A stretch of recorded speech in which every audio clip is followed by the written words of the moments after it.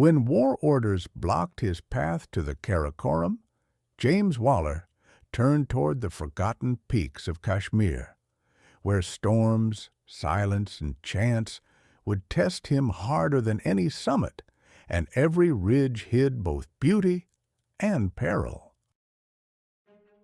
It's 2:20 a.m. I'm still buried in the Himalayan Club Journals, century-old field notes from the Himalayas. It's like diving deep into the documented history of the Himalayas from the early 1900s. The journals cover everything, from indigenous wisdom, cultural myths, to epic expeditions and groundbreaking discoveries. These forgotten stories are brought to life by synthetic voices in the Himalayan Journals podcast.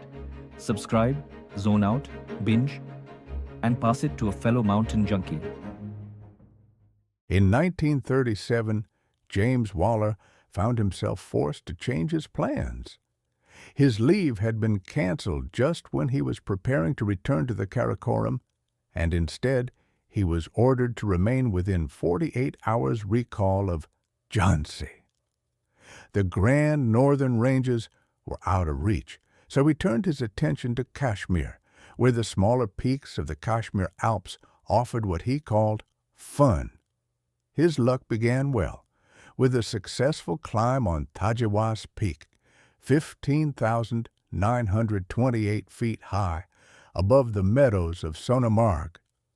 On the 2nd of June, Waller set out with his companions, Mapchi Topge and Pasang Gekedi.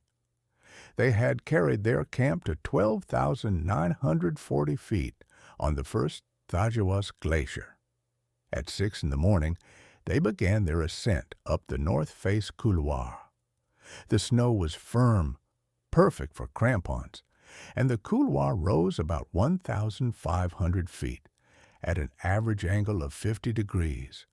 By 11, the sun struck the slope where it steepened and turned right. Avoiding the traverse, they moved onto the rocks of the east side. The climbing was difficult. The rocks were steep and unstable, sheathed in ice or powder snow. At the top of the couloir, their climb was nearly done. Unroped, they traversed a snow slope on the southern side and continued up a broken rock ridge to the summit, which they reached at 12:30. A snowstorm drifted over the Lidar Valley, and thunderclouds gathered toward Nanga Parbat, yet the view was magnificent. To the north, they saw Kolahoi's vast ridge, and below, the long line of Ganj, a ridge that Waller admired from afar but had no wish to test. They descended by glissading down the south face to the neve of the second glacier. For the icefall, they roped up and followed a way through its center. It was dramatic, but not difficult. Pasang, however, managed to slide and be caught on the rope 5 times without ever calling out a warning. 4 days later, on the 6th of June, they reached Mushkoh, beyond the Zojila. There, a 17,980-foot peak south of the village drew Waller's interest. It was part of a broken ridge of snow and rock pyramids, a 1.5 miles long, with sheer faces to the north and south. The climb promised beauty and complexity. On the 7th, they camped at 15,200 feet. A thunderstorm passed that night, and by morning, a brown haze veiled the valleys. They started again at 10, but clouds were blowing up fast. By the time they reached 16,400 feet, snow began to fall. Waller gave the word to retreat. By evening, Mushkoh lay under white snow, and sheep scattered across the valley seeking shelter. After days of bad weather, the hills cleared around mid-June. Waller then decided to attempt Nun, 23,400 feet high. Time was short, so he chose the western approach. From the 14th to the 16th of June, they traveled to Shishram Nag by the Amarnath route, crossed the 14,400-foot Gulal Gali, and descended into the Wardwan. The terrain confused them, and they spent 2 miserable days on steep sheep tracks.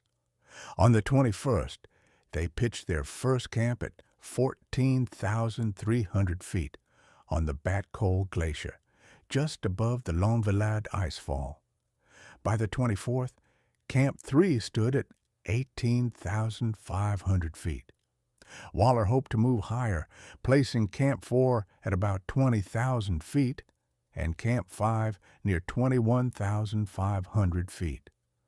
But on the morning of the 25th, a violent toothache struck. He could eat nothing, and the climb had to end. The descent was difficult, and twice he fell into crevasses. Rum restored his temper. They reached Camp 1 before dark, and by the 29th he was back in Tannin, finally rid of the tooth. Later in the season, in Srinagar, Waller met Miss M.V. Sanderson, who had climbed Kolahoi the previous year with the Shikari Aziza, perhaps the first ascent of that peak by a woman. Together, Waller and Sanderson decided to try a new route up Kolahoi. On the 10th of July, they camped at 14,200 feet at the foot of the northeast ridge. The climb began across snow and rock, then slabs and ledges, leading to the great mass known as the Castle. A narrow, rotten ledge forced them into an exposed traverse on the south face. With careful movements, they swung around a boulder and regained the ridge at the point reached by Neve and Mason in 1912. They climbed on in shifting monsoon clouds. The summit was reached at 3:15 p.m. in a snowstorm after 8 hours on the ridge. They descended by the great couloir route, icy and steep, but direct, and returned to camp at dusk. Waller judged it the quickest way to the top. And their ascent, a steady, quiet climb amid the clouds, closed his season in the Kashmir Alps.